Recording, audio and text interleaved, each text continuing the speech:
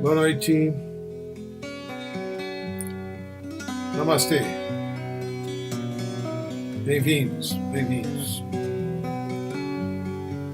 Começando o nosso encontro, Satsang, nosso encontro de todas as terças-feiras.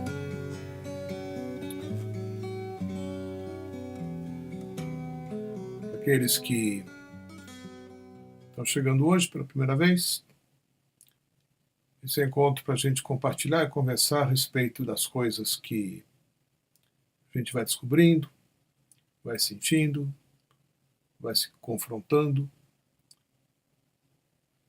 na medida que recebemos a energia Diksha e temos um processo, muitas vezes bastante intenso, de despertar. O despertar é uma consequência, é um resultado, de uma jornada espiritual. O destino de todos nós, seres humanos, é chegar a esse estado, que na verdade é natural a todos os seres humanos. Mas, às vezes, a gente precisa de uma forcinha, né? Precisamos de um suporte, precisamos realizar algumas coisas antes. Então, a jornada espiritual consiste em vivenciar possibilidades, inúmeras possibilidades, que facilitem receber essa graça. O despertar ele é uma graça. E é uma graça que está disponível não apenas a algumas poucas pessoas, né, mas sim é um destino de todos os seres humanos. Para alguns isso já vem acontecendo, para outros vai ser uma descoberta breve, né, uma realização em breve, e para outros pode ser que demore um pouquinho mais, né, mas o destino de todos é encontrar esse estado. Vivemos hoje um tempo onde isso está enormemente facilitado. Primeiro porque já existem muitas pessoas que se encontram despertas. Então, há uma facilitação, porque uma nova consciência já se faz presente pela presença de muitas pessoas, né? E na interação com pessoas que se encontram despertas, você acaba também sendo envolvido num novo estado, né? Então, com esse encontro aqui, ele propõe abrir ainda mais o leque de possibilidades. Ele se dá por meio de perguntas e respostas. Daqui a pouquinho vocês já podem começar a postar suas perguntas. Quero saber se está aqui a Vanessa Caetano, que já me mandou uma pergunta por e-mail. Se você tiver aí, Vanessa, me dá um sinalzinho que eu começo respondendo pela sua pergunta, tá bom? Dá um oizinho aqui na área de chat. E todo encontro está destinado a abordar todo tipo de questão, todo tipo de pergunta, sempre é muito bem-vinda. Algumas perguntas, quando trazem uma questão pessoal e que seja do interesse geral, né, é abordada com um pouco mais de profundidade, porque a resposta, como eu sempre aviso aqui, nunca é diretamente, tão somente para a pessoa que faz a pergunta. Toda pergunta expressa um anseio coletivo de pessoas que estão, às vezes, passando por coisas semelhantes, ou que estão passando por alguma coisa, mas nem lhe ocorre, né, olhar para aquilo, porque muitas vezes nós não estamos conscientes dos processos pelos quais já estamos passando, né? Quando alguém diz alguma coisa, você, poxa, isso aí também está acontecendo comigo, né? Está difícil para mim, né? Gostaria de compreender melhor isso, né? Gostaria de encontrar uma possibilidade de transformação a partir dessas coisas que eu tô vendo agora, porque eu não via antes, mas como alguém comentou a esse respeito e esse assunto surgiu, eu estou vendo que que isso é importante para mim também. Então as perguntas, elas têm essa, as perguntas do satsang, né? Tem essa possibilidade, né? de beneficiar muitas pessoas.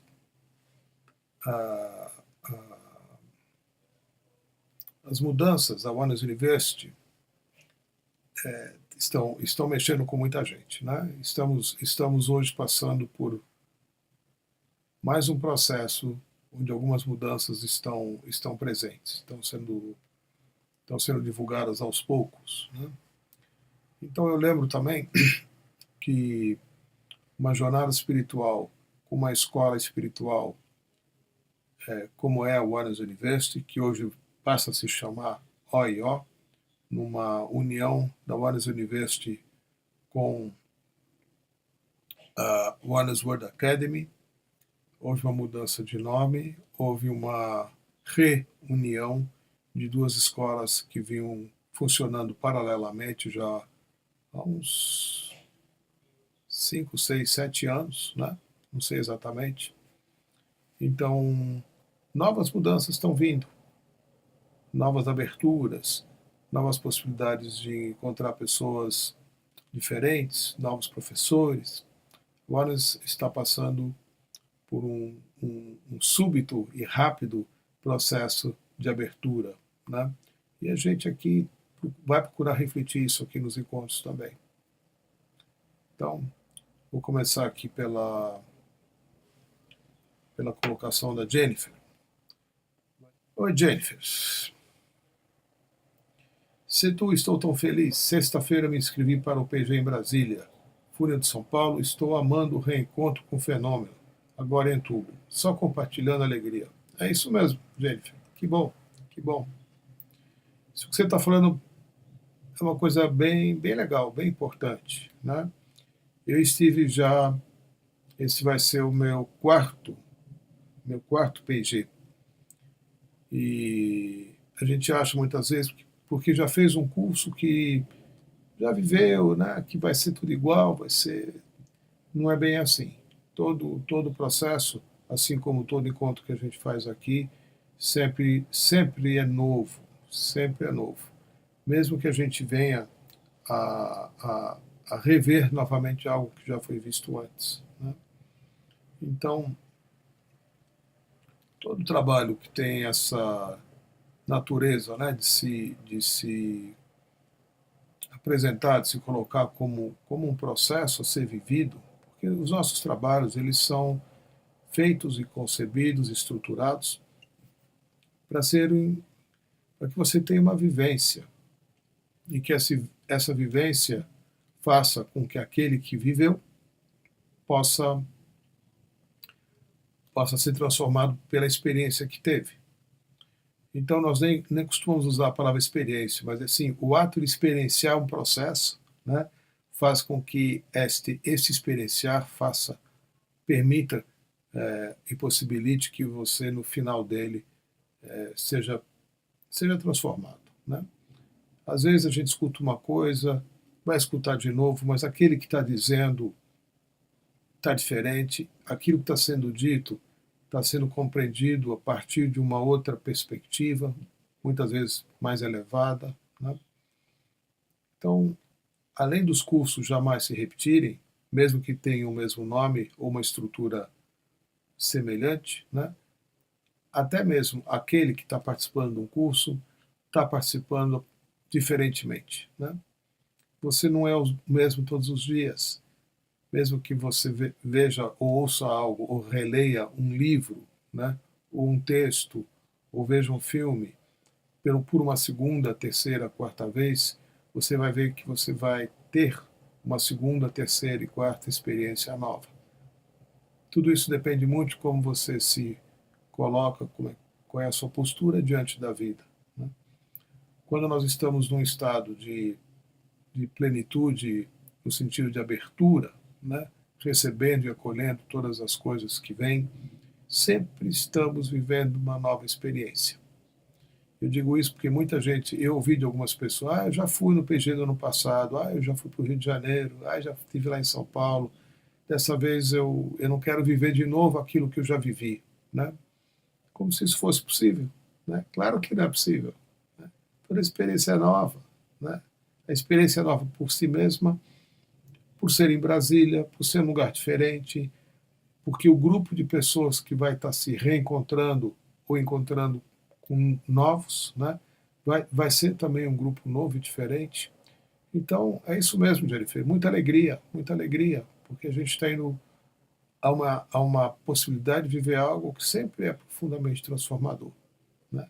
Como todo PG, que agora deixou de se chamar PG, passa a se chamar a fonte e sincronicidades, ou fonte e sincronicidades, né? Uma das chaves que vai ser passada nesse processo, que é um processo de 2 dias, mas vai incluir uma Oneness Meditation, num dia antes, né, numa sexta-feira, dia 6, com nós 4 meditadores da unidade, os 4 Womers, né, como a gente costuma dizer. Só que vai ser num outro lugar, vai ser num outro espaço, né? Pois, se você tiver inscrita, procure saber mais, procure se informar, mas isso vai ser divulgado também. Então vamos lá. Olá, Setu Namastê. Faz pouco tempo tive umas premonições de eventos que ocorreriam logo mais. Era como se eu sentisse a dor do outro. Foi um parente que teve uma overdose e fez a passagem. E no dia seguinte, um sequestrador fez a passagem no dia seguinte. Outro evento foi um sequestrador que foi baleado no quintal da minha casa. O que a Oneness indica para quem é empata nesse nível? Gratidão. Vanessa, a Oneness não tem indicações para coisa alguma, não é só para isso, né? Não é como a Oneness nos direciona para lidar com algumas coisas, né? O que a gente pode observar, né, nesses anos todos eu observei isso, né, que eu vou colocar, a Oneness também funciona por meio de algumas pessoas, não todas, né, alguns guias, alguns monges, mas melhor dizendo, né, que têm percepções diferenciadas. Eles chamam isso lá na Índia, lá na Oneness University, de visão mística, né? E pronto. Então, uma pessoa que tem a visão mística, e muitos monges a têm, essas pessoas são usadas para algumas tarefas especiais, né? Como, por exemplo, no final de um curso onde tem 1000 pessoas participando, colocar qual é o grau de despertar de cada uma, né? Então, esses monges se reúnem e fazem né, um trabalho de atribuir às pessoas que participaram de um processo lá o nível de despertar no qual elas terminaram o processo, antes de voltarem para os seus países, né? Então a gente sabe, né, que isso funcionava não por meio de um guia que estava nos dando aula, por meio de um professor que estava nos assistindo diretamente, mas sim por um grupo de monges que tinha esta possibilidade, né? Esse é um aspecto que eu quero colocar. Então, a gente lá na Oneness ouve falar, né, de que algumas colocações, algumas decisões, algumas guianças, algumas orientações vêm pela conexão que alguns monges têm mais intuitiva, né, com a manifestação da presença. E essas coisas, o que é bonito, são 100% acolhidas, muito respeitadas, né? Então, muitas das orientações que a gente recebe com relação a Diksha, com relação a mantra, com relação a fazer uma prática espiritual, né, elas vêm da conexão de alguns monges com uma presença mais elevada, né? Eles também se encontram em estados, não necessariamente permanentemente, mas eles acessam estados mais elevados, e essas coisas são transmitidas, né? E a gente recebe e agradece que algo foi expresso, né? Agradece muito e segue adiante, né? Confiando que a orientação que recebemos foi no sentido de nos proteger, no sentido de nos abrir. Fazendo um paralelo com o que você está colocando, possivelmente algumas coisas que você vem sentindo vêm também para te proteger, né? É uma forma de você...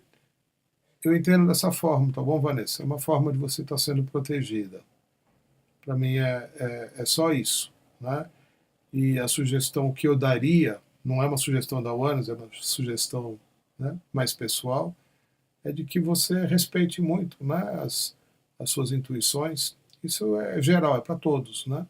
Respeita as suas, né? Ah, não, é loucura da minha cabeça, não, né? Não, respeita, porque você está sendo, de alguma forma, conduzido a uma preservação, né, ou, por que não, convidada a atuar diretamente para ajudar a lidar com uma situação difícil.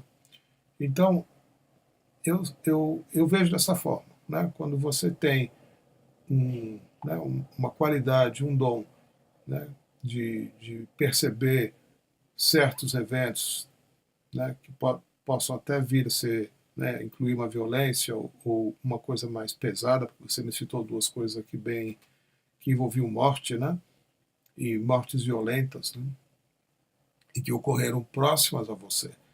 Então, eu não sei como é que isso reflete dentro de você, que significado tem estas pessoas na sua vida, né? Ou esses eventos, né?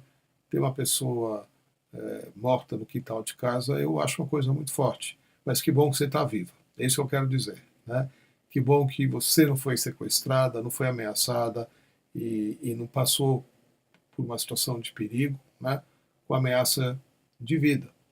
Por isso que eu digo assim, para mim, você foi protegida, né? Foi guiada de alguma maneira a não estar presente no local ou estar presente ali sem estar correndo risco, né? De alguma forma você foi avisada. Eu acho que eu sugiro a você que você agradeça, né? Que você reconheça essa proteção, que você agradeça, porque alguém está cuidando de você, né? E é dessa forma que a Oneness lida com as coisas, né? Porque quando somos beneficiados por uma ação direta em nossas vidas, no sentido até mesmo de nos proteger, né? Especialmente, mas não só, a gente, no reconhecimento disso que está acontecendo, expressa gratidão, né? Isso significa que você está se conectando com este ou com isto que te protege, que te guia, que te orienta. Esse é um nível. Num outro nível, muitas vezes você vai ter percepções e vai também poder encontrar uma forma de ajudar pessoas, né? Você está percebendo, você foi avisada, e se você se sentir confortável com isso, ou sentir que é possível, né, você ter uma ação direta, né, uma interferência direta numa situação que seja positiva para todos, né, e você o fizer, você vai se sentir muito bem, né? É isso que eu sinto, tá bom? Eu ainda quero acrescentar mais uma coisa aqui dentro do seu comentário, que é logo a primeira frase. Você diz assim: era como se eu sentisse a dor do outro. E o que nós vemos, ouvimos e presenciamos, testemunhamos com quem começa a, a, a crescer em consciência, é que essas coisas vão se tornando mais comuns. Ou seja, quanto mais você crescer em consciência, mais você vai perceber que você e o outro são o mesmo, são um só, que você não está separada de ninguém, de coisa alguma na natureza, de coisa alguma. Então, sim, né, quanto mais você estiver, vamos colocar assim, quanto mais você estiver crescendo ao estado de unidade, mais a dor do outro vai te afetar. Você vai de fato sentir a dor do outro. Esta é uma das características de quem está está despertando, né? É você se tornar capaz de sentir com o outro a dor que ele está sentindo, porque você tem ciência e percepção de que a dor do outro não é dele, é a sua também, né? O que dói no outro, dói em você. Isso vai ficando cada vez mais nítido, mais claro. Lá na Warner eles passam um filme, que eu sei que ele está no Netflix, é um filme já meio antiguinho, mas que fala disso, chama Powder, né? E é de um cara, a história de um rapaz muito albino. E ele é criado pelos pais deles no porão de uma casa, porque ele não pode ter contato nenhum com luz. Ele só pode sair de casa à noite, só pode ter. E ele é muito sensível, né? E a gente viu esse filme lá na Índia, ilustrando isso que eu estou falando aqui. É a história de uma pessoa que sente tudo, né? Sente muito tudo. E, enfim, se você puder ver esse filme, me escreve que eu te passo o nome dele, dá uma procuradinha. É um filme bem interessante que trata um pouquinho disso também. Tá bom, Vanessa? Oi, Marcelo. Qual o caminho mais adequado, o dito no Tao Te Ching? No vazio do pote está a sua utilidade, onde busco me ausentar, via silêncio, para outra dimensão espiritual se manifeste, ou aquele onde realizo o silêncio alternado com permanente reflexão?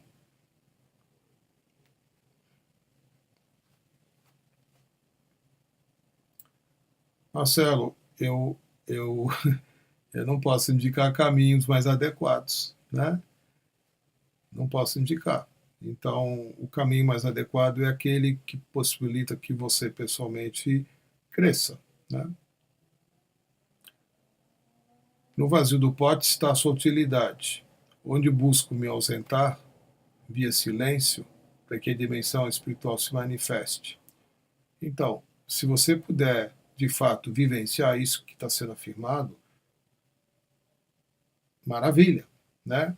Na verdade, nós não conseguimos realizar o vazio. Muito pelo contrário, nós vamos ainda nos deparar o quanto o pote está cheio, né?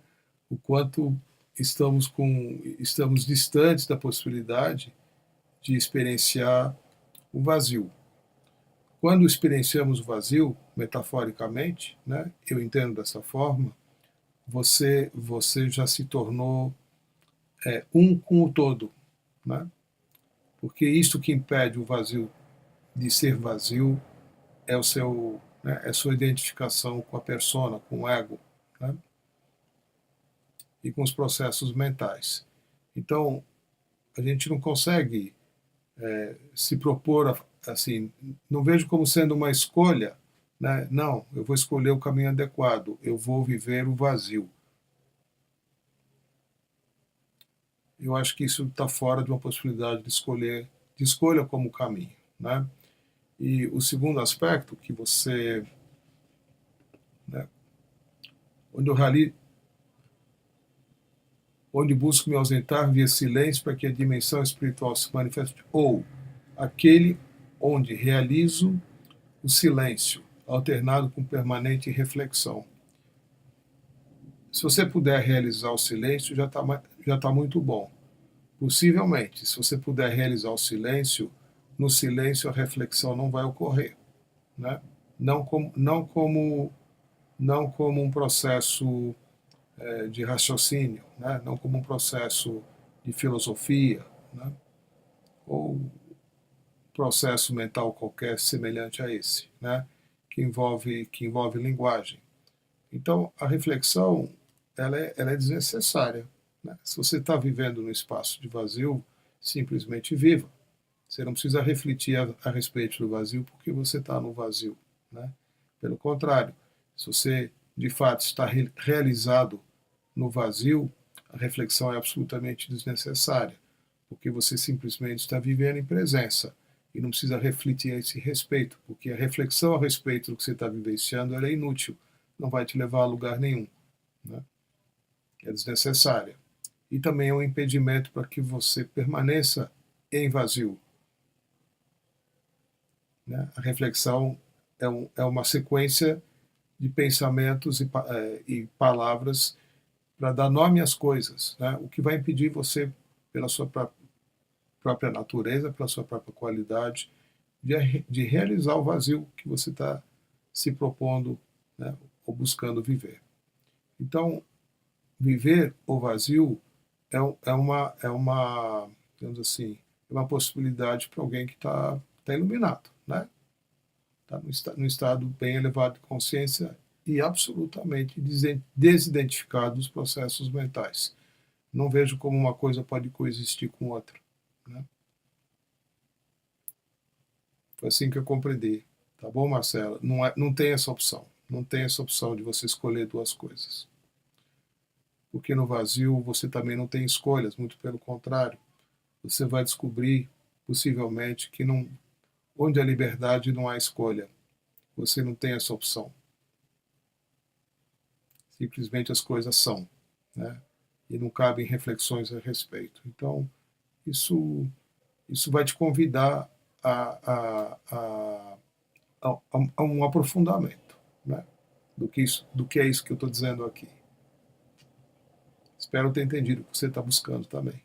Tá bom, Marcelo? Continuando, né, Vanessa? Ok. E como ajudar o outro se eu estou na dor igualmente? O que foi algo fortíssimo, muito difícil de lidar. Como posso ser orientada para lidar com esse nível de mediunidade?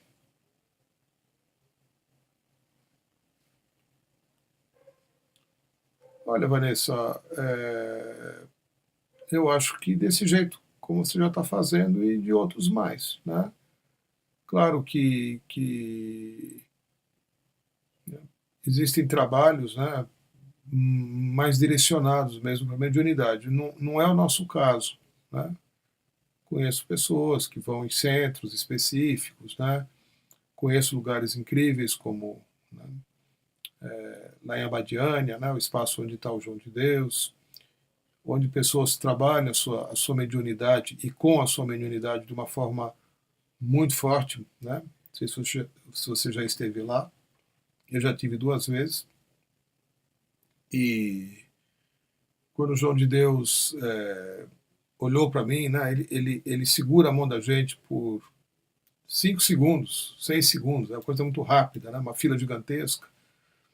Ele só olhou para mim e falou assim: ah, você é médium, né? E mais nada, né? E eu segui adiante. E eu achei aquilo, né? Nossa, bom, mas e daí, né? Aí mais tarde, conversando com uma outra pessoa, um americano que costuma levar grupos para lá né, ele freta um avião, enfim, ele leva pessoas para Badiânia, pessoas que estão desenganadas pela medicina e tal. E ele falou: nossa, o João de Deus falou uma coisa dessa para você. Tem pessoas que estão há anos, anos tentando ouvir, né, uma coisa assim. Que maravilha, que bênção você poder ouvir uma coisa dessa do João de Deus, né? E eu, na verdade, não dei muita importância, né? Não valorizei, vamos dizer assim. Achei legal, tal, mas não dei um valor maior, né? Então, mediunidade, que eu passei a refletir a esse respeito, Vanessa, é algo que é natural a todos nós, né? A gente não é especial, mais especial ou menos especial, porque tem ou deixa de ter certas sensibilidades, né? E o que eu vejo também é que cada um de nós exerce esta sensibilidade. Eu não vou falar em mediunidade, não, tá bom?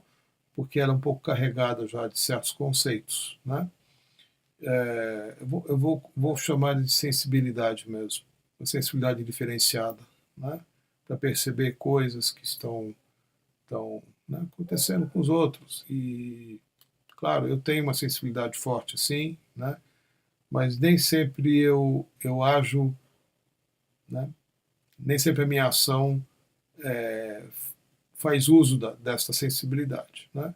Às vezes sim, às vezes não, né? E eu encaro isso de uma forma muito natural, né? Quando eu estou diante de uma situação pela qual eu posso fazer algo, né? E muitas vezes eu sinto, às vezes eu não sinto tão fortemente, às vezes eu sinto mais, às vezes eu sinto menos. Se tiver ao meu alcance, eu faço, né? Outro dia uma pessoa, acho que foi agora que eu tive em Recife, a semana passada, alguém me perguntou como proceder para dar, né, ou como eu procedo, não sei muito, não lembro mais, quando a pessoa me pede esmola, né, o que eu faço? Foi no satsang que eu dei agora, semana passada, em Recife. Eu falei, olha, eu olho na cara da pessoa, e se eu sinto alguma coisa, eu dou. Se eu sinto que a pessoa está mentindo para mim, eu não dou. Né? Tá pedindo dinheiro, né, para comprar o leite das crianças, mas vai comprar crack para cheirar, eu não dou. Né? Eu sinto na hora. Né?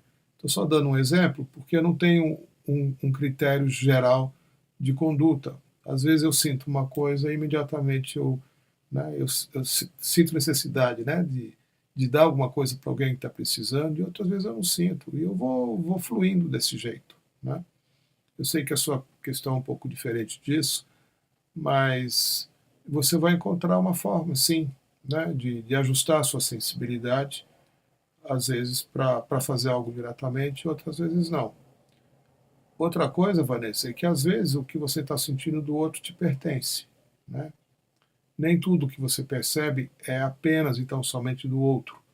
Muitas coisas que você vai deparar, com as quais você vai ter que lidar e vai deparar durante a sua vida, te pertence mesmo. Né? Eu fiz uma formação com um terapeuta chamado Rahasya. Eu estou mencionando ele aqui porque eu recebi minha primeira diksha dele há 11 anos atrás, 12 anos atrás, em 2015, em 5. E o Rahasya foi um grande professor, né, espiritual, foi um cara com quem eu aprendi algumas técnicas de terapia também. Fiz uma formação com ele, uma pós-formação com ele em terapia das cores, em Aura Soma. E eu aprendi muito com ele, muita coisa legal. Né? Fiz muitos retiros com ele também. E num desses, que era uma espécie de pós-graduação para terapeutas e tal, ele, ele citou, né, a gente fez uma espécie de uma encenação, uma vivência prática, e ele exemplificou bem isso. Ele falou assim, qualquer pessoa, né, com quem você vai trabalhar, digamos que você tem um consultório, você é terapeuta, e você vai receber alguém que vem te pedir ajuda, né, procure ter consciência de que aquele que está vindo com a dificuldade dele simplesmente está trazendo as suas para você. Né? As dificuldades que ele vem relatar não são dele, são suas. E você, como terapeuta, se você tiver ciência disso, você vai conseguir ajudá-lo, porque você vai sentir claramente a necessidade de cuidar desse aspecto em você mesma. E assim você vai ajudar o outro. Né? E eu nunca esqueço isso, porque eu pus isso em prática também. Né? Sempre que alguém vem me pedir alguma coisa, ou que está em sofrimento, eu falo, puxa, né? Essa dor é minha, né? Também, né? Não é só dele, é minha. Se está doendo em mim, está em mim também. Mesmo que eu diga, não, mas eu e o outro somos apenas um, somos o mesmo, ok, né? Mas ainda assim, né? Eu não esqueço que a dor do outro é uma dor minha também. Vou cuidar da minha dor, eu libero o outro da dor dele também. Né? Essa é a forma como a gente, na prática, lida com isso, viu? Porque, especialmente para os doadores de Diksha, o nosso papel no mundo, né, entre aspas, né, com relação à Diksha, é permitir e facilitar com que a Diksha chegue ao maior número possível de pessoas, porque elas se encontram em sofrimento. Né? E enquanto nós todos, coletivamente, não estivermos livres de sofrimento, nós como um todo, né, como civilização, não vamos crescer. Então é importante sim a gente perceber a dor do outro. É importante sim perceber a nossa própria dor. É importante sim cuidar da nossa dor. E cuidando da nossa dor, a gente libera o outro também da dor dele, porque a dor dele também é um reflexo da nossa. Tá certo, Vanessa? Uma vez eu estava lá na Índia, na Warnes University, e fazendo um dos cursos, né, costumo ir todo ano para lá, e no final desse curso e durante esse curso, nós tínhamos encontros que são chamados de darshans. E eram encontros de aproximadamente 1 hora com o nosso querido avatar Bhagavan. Né? Muitas vezes nós redigíamos perguntas que eram depois selecionadas, porque eram por volta de 1.000 pessoas, 800 pessoas, 700 pessoas, era muita gente, né? Todos juntos numa sala, para perguntar coisas para Bhagavan, né? E era muita gente, as perguntas legais, né? Como são as perguntas que são feitas aqui também. E uma vez um menininho, um alemão, um garotinho, tipo 8 anos, né? Ousadamente levantou a mão e perguntou: Bhagavan, como é ser Deus? Né? Era como o menino via o nosso querido Avatar. Né? Como é ser Deus? Né? E ele respondeu bem isso, né? Falou assim, é muito difícil, né? Porque eu sinto a dor de todos, eu sinto a dor de todos os seres humanos, né? Eu sinto a dor de todas as pessoas, sinto a dor de todos vocês. Então, não é uma coisa legal, né? Não é um lugar bom de se estar, né? Porque a dor de todos me afeta o tempo todo, sou afetado pela dor de todos, né? E, obviamente, então, ele não fica bem, né? E o menino não esperava essa resposta, né? Ele tinha possivelmente uma imagem de que fosse obter uma resposta de alguém que está numa boa, né? Tá numa espécie de céu imaginário, né? Uma espécie de estado zen, né? E desidentificado das dificuldades, dos problemas dos outros.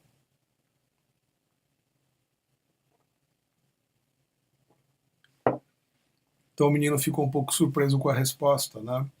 Porque foi não só ele, né? Todos, né? Foi um pouco diferente do que ele esperava ouvir. Mas é isso, né? A gente vai crescendo, a gente vai sentindo a dor do outro e vamos buscar ter consciência de que a dor do outro nos pertence também e a gente vai sentir, né? Alguns mais, outros menos. Oi, Marcelo. Mal suportamos nossas dores. Quem dirá as dores desse mundo imenso? Então o despertar deve levar muitas e muitas vidas, certo? Não, Marcelo, o despertar ele já é a realidade de muita gente, inclusive da minha, né? Então eu sou considerado uma pessoa desperta e eu fui declarado desperto em 2012 por Bhagavan também, né? E outras pessoas, muitas outras pessoas, né? Então, o que a gente está chamando de despertar é um processo de desidentificação da mente. E não necessariamente você, ao despertar, vai sentir a dor de todo mundo, né? Fazemos também aqui uma distinção entre uma pessoa que está desperta e uma pessoa que está iluminada. São coisas diferentes. São estados diferentes. Um leva ao outro, leva, né? Tem pessoas que estão iluminadas e não estão despertas. Tem pessoas que estão despertas e não estão iluminadas. Não é a mesma coisa. E o despertar, ele se dá em diferentes graus, né? Diferentes níveis. Vamos dizer assim, de 0 a 100. Né? Você pode ser declarado desperto, né, no nível 5, no nível 10, no nível 15, no nível 20, assim por diante. O que vai determinar o nível de despertar que você se encontra é a quantidade, é a possibilidade de você estar vivendo o momento presente. Né? Abraçar todas as coisas. Ficar com o que há, que é a expressão que a gente de fato usa para definir isso. Né? Foi colocado assim também por Bhagavan. Né? Uma pessoa que está desperta, ela fica com o que há. Uma pessoa que está mais esperta fica ainda mais com o que há, ou seja, no sentido da duração do tempo. Talvez se você fizer uma investigação, um teste, você vai perceber que talvez você consiga ficar com o que há por alguns segundos. 8 segundos, 10 segundos, quem sabe 20 segundos. Se você for se aprofundar nisso que eu estou afirmando, você vai ver que boa parte do tempo do seu dia você não permanece nem mesmo 30 segundos com o que está acontecendo. Quando você desperta, isso muda. Você começa a ficar pelo menos algum tempo com o que há. E isso vai expandindo, isso vai crescendo, até que chegue um ponto em que você, de fato, viva nesse estado, né? Então, o que, entre outras coisas, o que define o nível de despertar de uma pessoa é a possibilidade dela permanecer com o que existe, com o que está aqui, né, com o que há. Isso só pode acontecer no momento que você se desidentifica dos problemas não, das cargas, né, advindas dos seus problemas, e quando você se torna capaz de abraçar todas as coisas e se desidentifica dos processos mentais. Então, uma pessoa que está desperta é muito diferente de outra pessoa que está desperta, né? Não são todas iguais, né? Puxa, mas aquela pessoa, pois é, ela está num certo nível de despertar, né? Diferente de outra. Então, é bobagem ficar comparando, é bobagem fazer comparações, na verdade, né? E hoje em dia, a awareness, pelo que eu andei lendo aqui essa semana, também já mudou a forma de abordar, já, né, a partir de já, a forma de abordar o despertar das pessoas, né? Então, essa classificação em níveis de despertar, aqueles que estejam indo à Índia participar dos processos lá, já não é mais assim que é feito, né? Não sei como é que é, houve mudanças, mas não é mais atribuído um grau de despertar diferente, porque isso gera também competitividade, mal-estares, uma série de outras coisas, né? Então hoje eles já abriram mão, não vão mais fazer esse tipo de coisa lá, né? Mas você vai, por si só, ser capaz de identificar como você é, na medida que você vai lidando com as suas situações, né? Com os eventos do dia, com as coisas dolorosas, né? Rejeitamos, né, o que dói, buscamos o prazer, né, para compensar a dor, né? Continuamos vivendo nessa condição de buscar incansavelmente formas de sentir prazer na vida, né, proporcionais ao tamanho também da dor que a gente sente na vida. Então a necessidade de buscar prazer não é para viver o prazer por si, mas sim para compensar o sofrimento que também está junto, né? Então tem uma série de coisas que a gente ainda tem que compreender a esse respeito, né? Oi, Vanessa. O que seria um iluminado? Eu não sei. Eu não sei. Eu sei que nós temos algumas definições que eu não sei te explicar, né? Mas uma pessoa que está iluminada, ela está num estado de união com Deus, né? Ou realizada em Deus, que é uma outra forma que é usada para definir isso, né?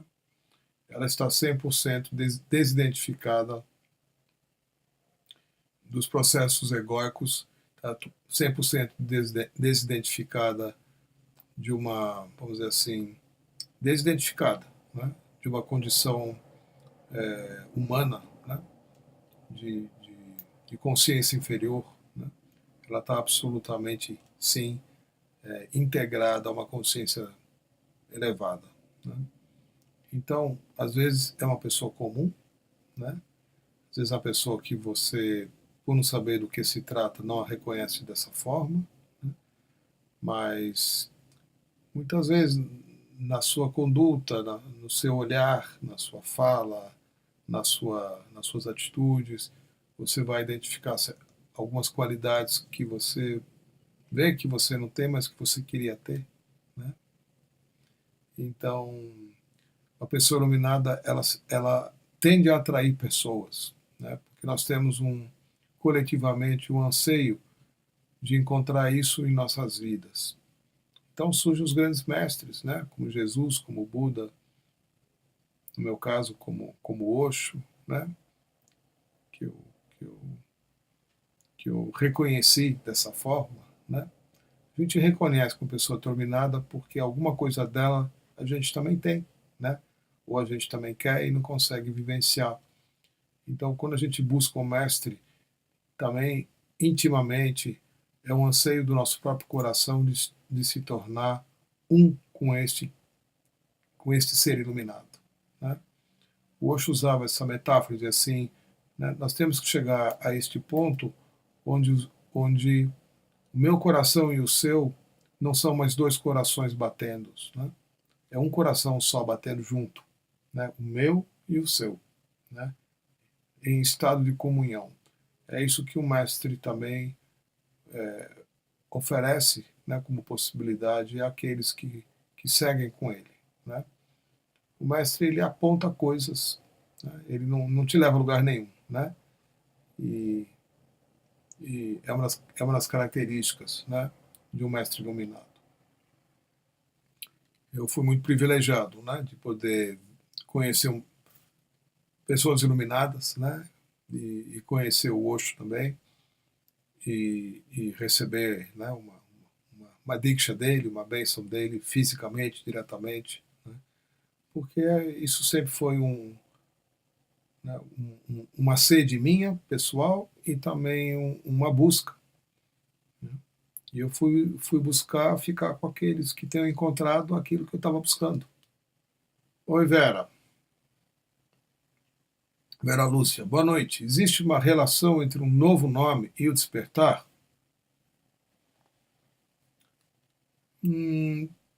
Uma relação um pouco distante, né, no sentido do conceito, viu, Vera? A gente recebe o novo nome, no meu caso, que eu recebi o nome de Prensetu do Osho, né? Recebi esse nome em 77, porque eu estava, como eu estou descrevendo aqui, eu estava interessado no despertar, né? É uma coisa que eu estava procurando, que eu queria. Na verdade, a gente não usava a palavra despertar, a gente usava iluminar mesmo, né? E é uma coisa que eu vinha buscando desde que eu ouvi falar a respeito, né? Muito jovem, menos de 20 anos. Então, antes de encontrar o Osho, eu encontrei outras coisas, né? Que já me conduziram aí de uma forma bem intensiva ao que eu estava buscando. Quando eu conheci o Osho, ele, dentro das tradições, né, do Oriente, mais especificamente da Índia, quando você encontra um mestre, ele tem que te aceitar, né? Ele te aceita como discípulo, não é você que decide que ele é teu mestre, ele é que vai decidir se você é discípulo dele ou não. Então, existe uma fase de alguns meses, né, até que o mestre diga sim, né, você pode caminhar comigo, né, você pode receber as coisas que eu tenho a te ensinar, desde que você esteja pronto a morrer para o seu passado.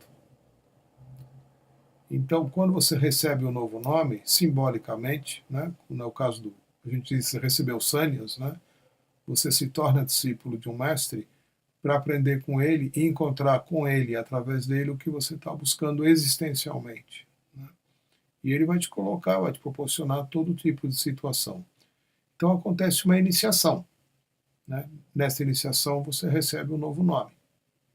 E você vai fazer uso desse nome, né?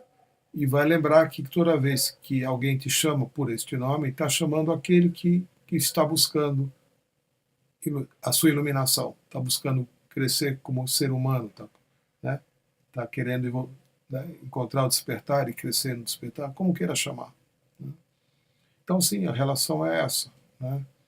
A gente muda de nome e recebe o novo nome de um mestre porque entendemos isso que eu estou falando aqui, né? Há um processo de desidentificação com a sua história pessoal, né? Desidentificação, né? Desidentificação. Então, não é outra coisa. Então, a mudança do nome ajuda, né? Eu, eu já sou mais tempo, eu uso há mais tempo o nome que o Osho me deu do que o nome que está na minha certidão de nascimento, né? Já, já sou mais tempo Setu do que meu outro nome, né? Então, não quer dizer que isso também não crie novas identificações, né? Pode criar também se a gente não cuidar, né? Mas, enfim, respondendo a tua pergunta, sim, né? A gente recebe um novo nome porque se colocou em ação, no sentido de querer despertar, e foi buscar mestres, né, que possam facilitar esse processo. E uma das graças, né, que acontece numa hora dessas é você ser iniciado com um novo nome, é o nome espiritual, porque ele sinaliza que você está buscando essa transformação na sua vida, né? Com isso, claro, né, o seu RG não vai mudar. Eu tenho um amigo que mudou tudo, né? Foi lá no cartório e brigou para colocar no seu RG, na sua carteira profissional, o nome que ele tinha recebido do Osho, né? De vez em quando ele entra no encontro aqui, né?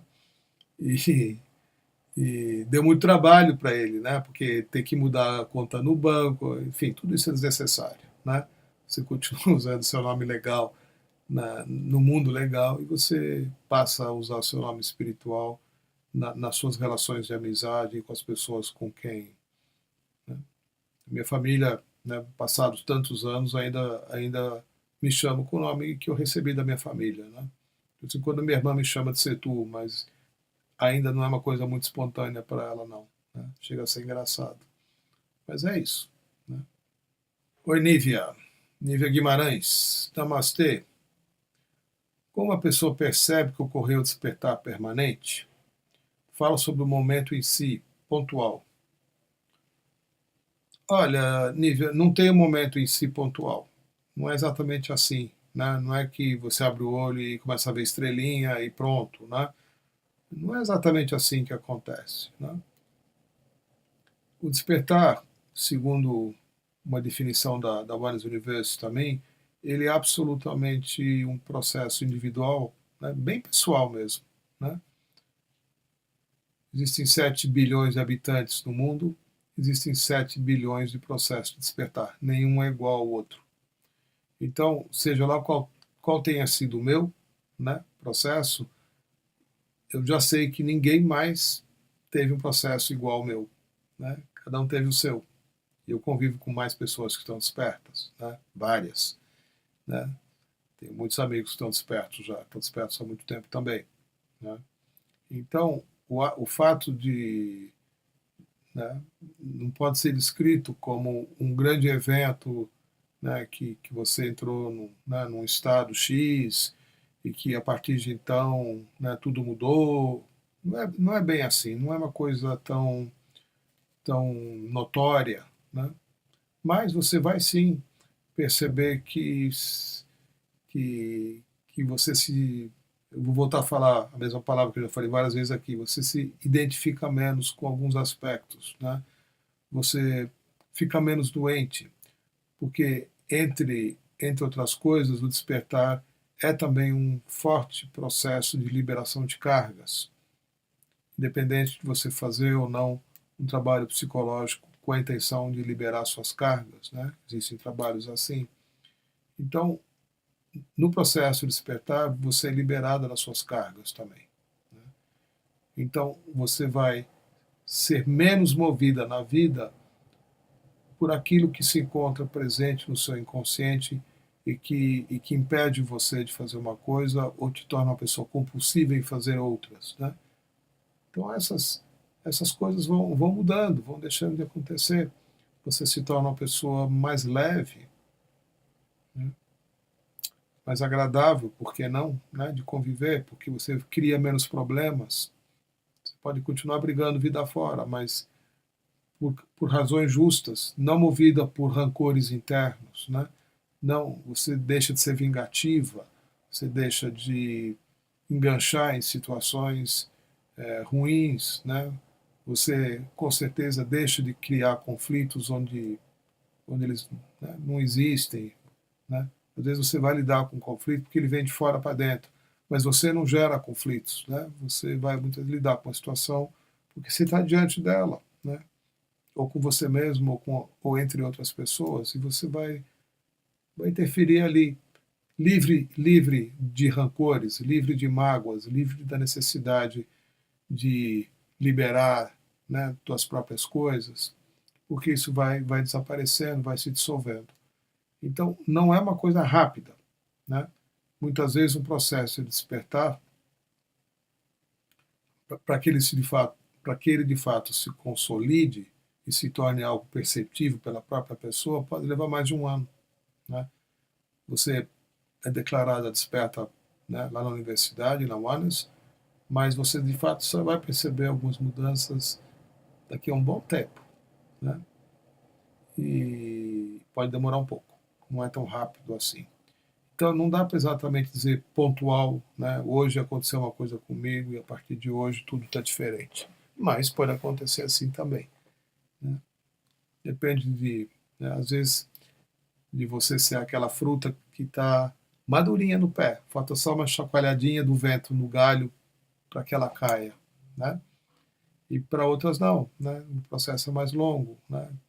Leva um tempo, tem que bater sol, chuva, vento, né? Para que algo amadureça, para que então você esteja pronta para aquilo que já está no seu destino. É diferente para cada um de nós, né? Oi, Marcelo. Nós aqui buscamos o despertar ou é ele que nos busca? Não, o buscar não é uma pessoa que busca, né? Nós aqui buscamos, com certeza, né? É o anseio natural do nosso coração, né? É o nosso destino, é a nossa qualidade humana natural. O despertar é um processo natural, não torna ninguém especial, viu?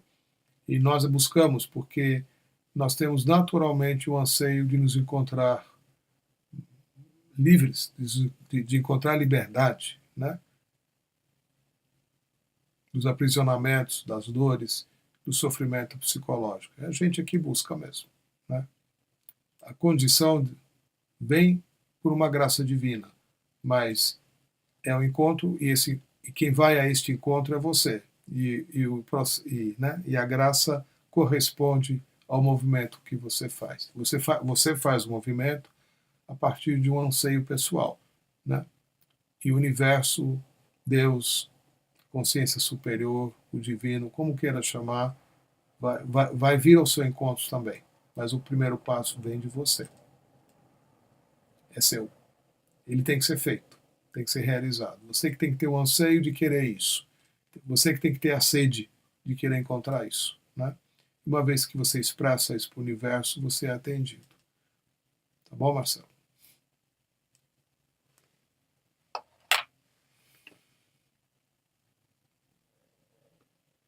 Outro dia eu pulei uma pergunta aqui, espero não ter pulado pergunta de ninguém aqui.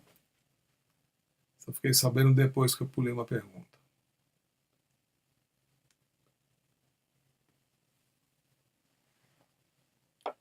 Então, queridos, eu vou me preparar para a OM. Como sabe, a OM é a transmissão de Diksha.